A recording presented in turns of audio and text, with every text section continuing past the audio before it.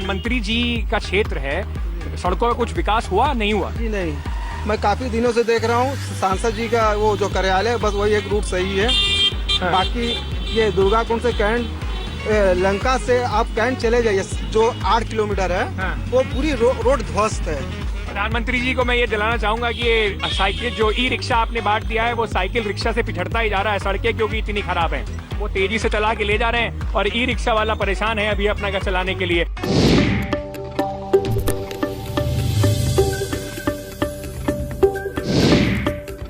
भारत के प्रधानमंत्री भी हैं और दूसरी बात बनारस के सांसद भी हैं। उनको विशेष रूप से बनारस पे ध्यान देना चाहिए, लेकिन यहाँ ऐसा कोई ध्यान नहीं है।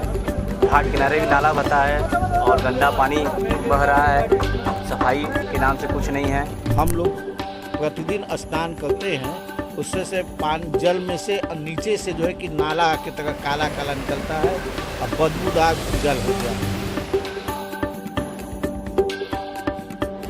नाला आज भी बह रहा है, गंदगी पहले भी था, गंदगी आज भी है। जैसा जस का तस, कोई चेंजिंग नहीं हुआ है। मोदी के काम का तो कुछ नहीं हो रहा है।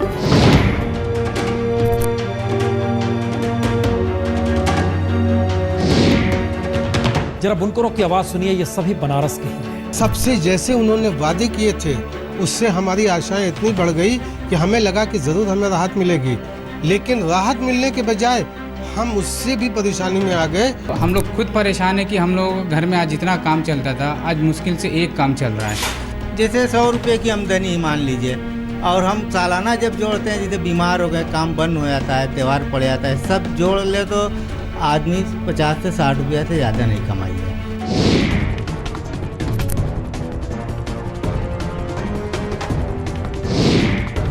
प्रधानमंत्री नरेंद्र मोदी ने 1 मई को वाराणसी में जिस ई बोर्ड का उद्घाटन किया था, महज 10 दिन के भीतर ही उन ई बोर्ड्स की हालत खस्ता हो गई। हालात ये है कि ई बोर्ड्स को चप्पू के सहारे चलाना पड़ रहा है। बैटरी खत्म होने के कारण हम चप्पू से चला रहे हैं। बैटरी चार्ज नहीं हो पा रहा है, जल्दी खत्म हो जा रहा है। 1-2 बार जाने के बाद बैटरी खत्म हो जा रहा है, तो हम कैसे चलाएंगे। ई बोर्ड के फेल हो जाने के बाद पर्यटकों में भी खासी नाराजगी है और वो ई बोर्ड को मोदी सरकार का दिखावा बता रहे हैं। प्रधानमंत्री द्वारा चलाई गई है उस प्रकार की बोट है, लेकिन उसमें बैटरी ना होने के कारण वो चंपू से ही चल रही है।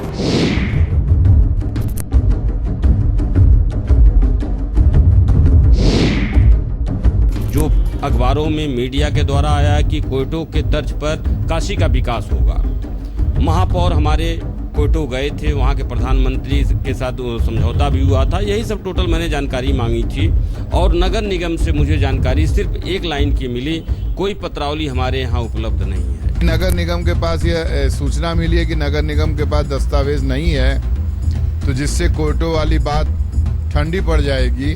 तो इससे हम लोगों को बहुत निराशा हुई। पीएम का क्षेत्र होने पे हम लोगों ने उम्मीद कुछ ज़्यादा सोच ली और स्टार्टिंग में तो ट्योटो बनाने की भी बात हुई कि ट्योटो हम इसे उस तरह से डेवलप करेंगे। तो जैसे होता है ना, हमने सपने कुछ ज़्यादा दिखा दिए गए जिसपे हुआ अभी तक कुछ भी नहीं है। यानी आरटीआई के जरिए ये जानकारी आ गई कि क्योटो की तर्ज पर काशी के विकास की बात जो कही जा रही थी उसकी कोई पत्रावली वहाँ पर है ही नहीं, यानी कोई जानकारी ही नहीं है। और ऐसे में अब काशी का हाल क्या है यह भी किसी से छिपा नहीं है।